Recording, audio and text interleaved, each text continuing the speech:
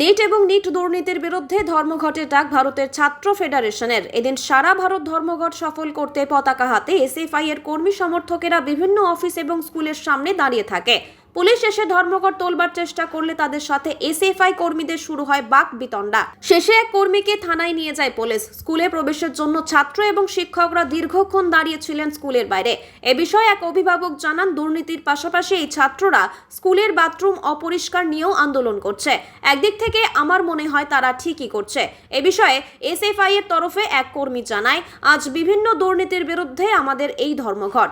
সারা দেশের সাথে আজকে জলপাইগুড়ি শহরেও আমরা এই ধর্মঘট সফলের চেষ্টা করছে।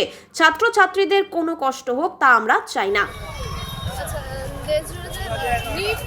নিটের প্রতিবাদে আর হচ্ছে নিয়ে যে দুর্নীতি হলো তার প্রতিবাদে এবং এনটিএ বাতিলের দাবিতে আমাদের আজকে কর্মসূচি। সেখানে দাঁড়িয়ে যখন আমাদের নেতৃত্বরা এখানে প্রতিবাদ করছিলেন, পুলিশরা এসে তাকে তুলে নিয়ে যায় এবং স্কুলের যে ছাত্রছাত্রীদের নিয়ে যে ধর্মঘটটা সেটা ভঙ্গ করে। তো আমরা চাই যে আমাদের যে কমরেডকে আর কি বুবাইকে যে তুলে নিয়েছে তারা যাতে ইতিমধ্যেই ছেড়ে দেয়। মনে করা হয় যে প্রতিবাদ করছো, তার ফলে পুলিশরা তোমাদের গ্রেপ্তার করে নিয়ে যায়। হ্যাঁ, এই বিষয়টা কি বলবো? এই বিষয়টা তারা চায় না যে এরকম কোনো ধর্মঘট হোক বা এরকম কোনো কিছু ঘটুক, যে এটা যাতে তারা চায়, হয়তো সাপোর্ট করছে জিনিসগুলোকে, যে অপকর্মগুলো হচ্ছে বা যে দুর্নীতিগুলো হচ্ছে তারা সাপোর্ট করছে। আর সেখানে দাঁড়িয়ে যেটাকে আমরা চাচ্ছি সেই দুর্নীতিগুলো বন্ধ হোক, ওনারা ওটা বন্ধ করার। আর কি নাম?